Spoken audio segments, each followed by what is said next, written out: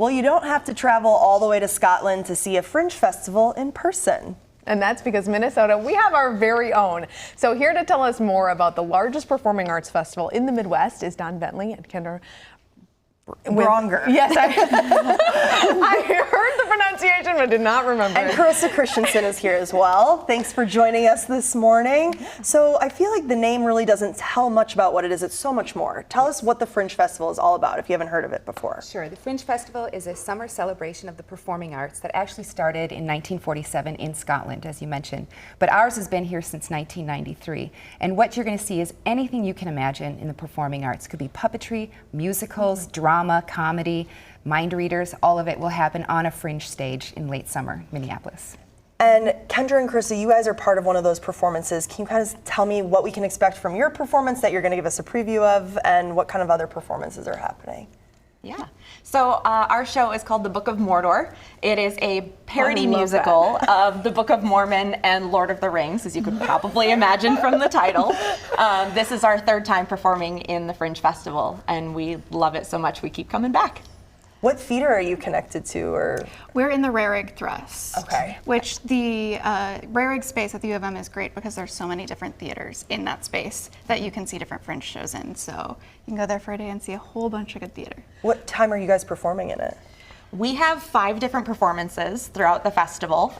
We have one, I don't remember the times off the top of my head, but we perform August 2nd, 3rd, 4th, 6th, and 9th.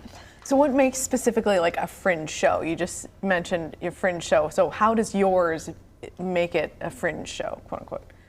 Sure, so we have it's about an hour time slot where like a typical show is probably more hour and a half, 2 hours. So it's a shorter time frame.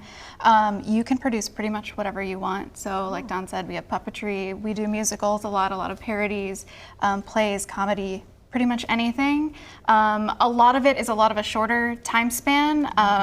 We kind of create after we find out if we get in the festival. And also I think it just gives you a lot more freedom to be kind of like crazy or experimental or try new things that you may not do in a more professional space, which is very fun. Interesting. Sounds like a good event for the family too, because short time spans, lots of action and activities, and sounds like a lot of laughter too. Yes, absolutely. Definitely. If people want to participate or be part of the festivities, where can they find the Fringe Festival, get tickets, all that? If you can go to minnesotafringe.org and find the list of shows, their descriptions, who is in the cast, and as well as tickets and performance times for every one of the 99 shows in the festival.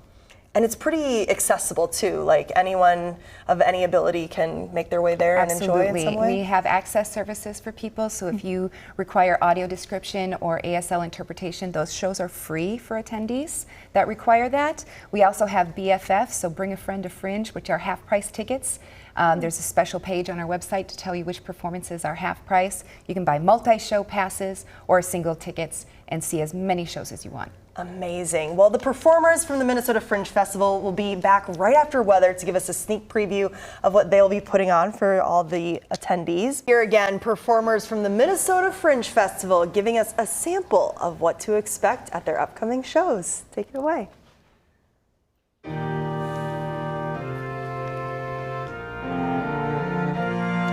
For the very first time in my quaint hobbit life, there's a mission.